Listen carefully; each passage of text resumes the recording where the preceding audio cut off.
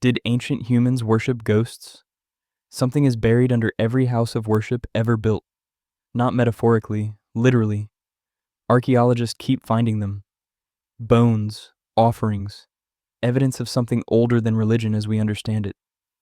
Something that started not with gods, but with the dead, with people who were gone, but somehow not fully gone.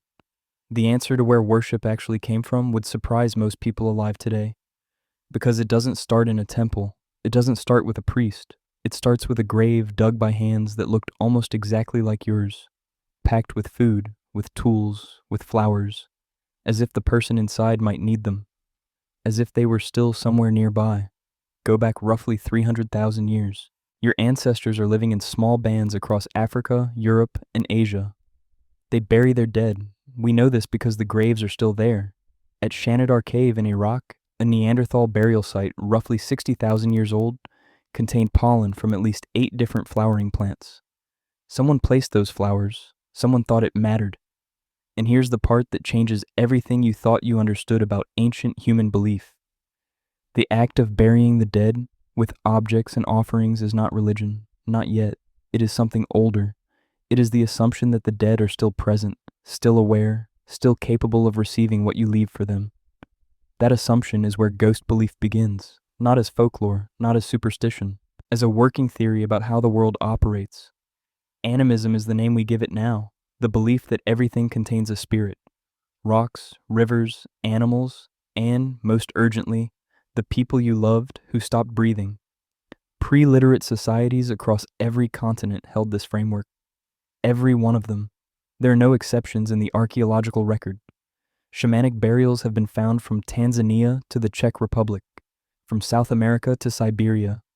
The oldest one we have is approximately 30,000 years old, discovered in what is now the Czech Republic, and it belongs to someone who was clearly marked as different from everyone else. Someone whose job was to move between the world of the living and the world of the dead. That job existed because the dead did not simply disappear. They stayed close. They had needs. They could help you, or they could destroy you, depending entirely on how you treated them. This is not primitive confusion about death. This is a rational response to a real problem. Think about what death looks like without any of the frameworks we carry today. No medical explanation, no germ theory, no understanding of organ failure or cellular decay. Someone who was healthy and laughing beside you yesterday is cold and still this morning. And last night, you dreamed of them. They spoke. They asked for something. The dream felt more real than most waking hours. Your brain, running the same hardware it runs today, generated that dream and gave you no way to classify it as anything other than a visit. So you gave them what they asked for. You put food at the grave.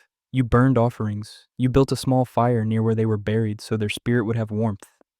You talked to them. And when things went well afterward, the connection held. Ancient Egyptians developed this into something extraordinarily detailed. Their understanding of the soul was not simple. It was not just a ghost floating in a white sheet. They tracked at least 4 distinct components of what a person was after death. The Ka was the personality, the life force, the part that still recognized its family and needed feeding. The Ba could travel between realms, human-headed and bird-bodied, moving from the tomb to the land of the living and back.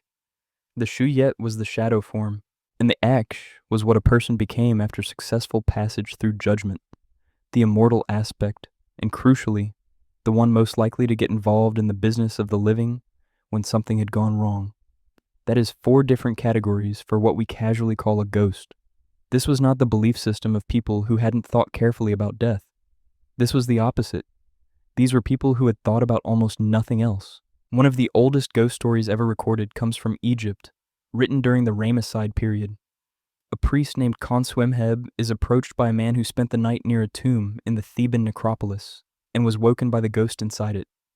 The ghost identifies himself as Nebu Samek. His tomb had partially collapsed over the centuries. Wind was reaching the burial chamber. He couldn't rest. So Khonswemheb doesn't run. He doesn't perform an exorcism. He sends men to find a better location and arranges to have the tomb rebuilt. The ghost had a legitimate complaint. The living had an obligation to fix it. That is the entire operating logic of ancient Egyptian ghost belief in a single story. It was a maintenance relationship. You kept up your end, the dead kept up theirs. The Chinese developed the same framework independently, and in some ways pushed it further. Ancestor worship in China dates back to the Neolithic, to the Yangshao culture that flourished around 6,000 years ago in the Shanxi province. By the time of the Shang dynasty, it was already embedded deeply enough that it showed up in oracle bone inscriptions, the oldest Chinese texts we have. Ancestors were not abstract spiritual figures. They were family members who had moved to a different address. They still needed food, still needed updates on important events. Births, betrothals, conflicts, harvests. You kept them informed, you made offerings, you burned paper money and paper goods, so the objects crossed over in spirit form and reached them on the other side. And in return, the ancestors participated. They sent warnings through dreams, they influenced outcomes, they protected the family from forces the living couldn't see or handle alone. But not every dead person became an ancestor.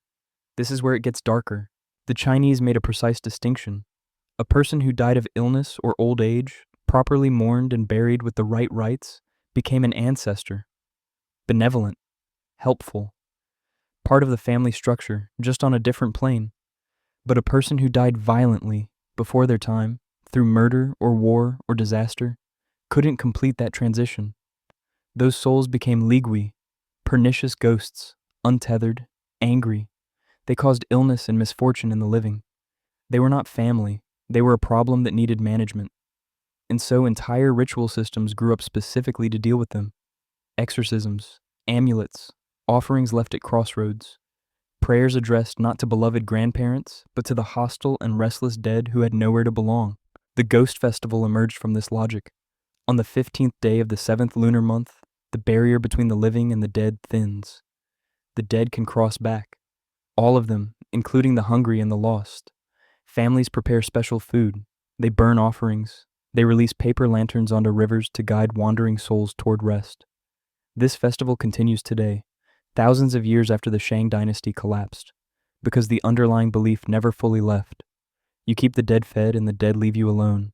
You neglect them and you wake up sick, or unlucky, or plagued by nightmares that don't feel like nightmares at all. The Celts built their own version. Samhain, summer's end, late October, the point in the year when the boundary between worlds failed and the dead came flooding back through it. Families prepared feasts for dead relatives. Livestock were slaughtered before winter, and the bones were burned in enormous fires, and that is where the word bonfire actually comes from. Bone fire. The bones of animals burned to mark the season when human bones were closest to the surface of the world they'd left.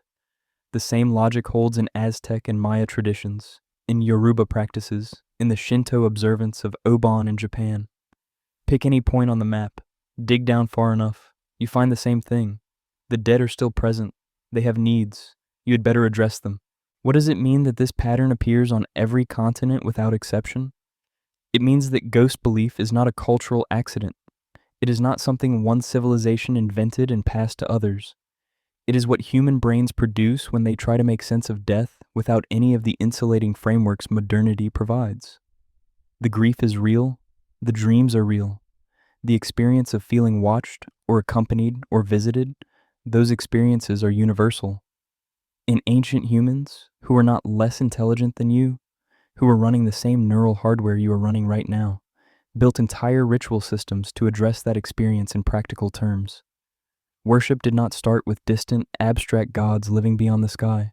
It started with your grandmother, with your father, with the hunter from the next camp who got killed by an animal last winter.